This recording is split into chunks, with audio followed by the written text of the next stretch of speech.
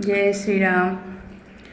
गोरे मुख ढुरेल पसीना, गजब रजो गर्मी के दिनवा। गोरे मुख ढुरेल पसीना, अजब राजा गर्मी के दिनवा। गोरे मुख ढुरेल पसीना, अजब रजो गर्मी के दिनवा।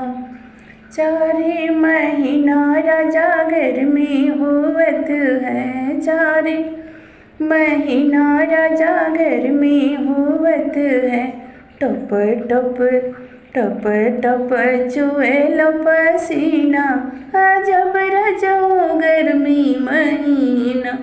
टप टप चुएल पसीना, गजब रजो गर्मी के दिनवा। गोरे मुख ढुरेल पसीना, अजब राजा गर्मी महीना। चारे महीना राजा बरखा होवत है, चारे महीना राजा बरखा होवत है। टप टप चुएल बागलवा, अजब रजो बरखा के दिनवा। टप टप चुएल बागलवा, अजब रजो बरखा के दिनवा। गोरे मुख ढुरेल पसीना, अजब रजो गर्मी के दिनवा। गोरे मुख ढुरेल पसीना, अजब राजा गर्मी महीना। चारे महीना राजा ठंडी के दिनवा, चारे महीना राजा ठंडी के दिनवा। थरे थरे थरे थरे कांपे बदनवा, अजब रजो ठंडी के दिनवा। थरे थरे कांपे बदनिया, अजब रजो ठंडी के दिनवा।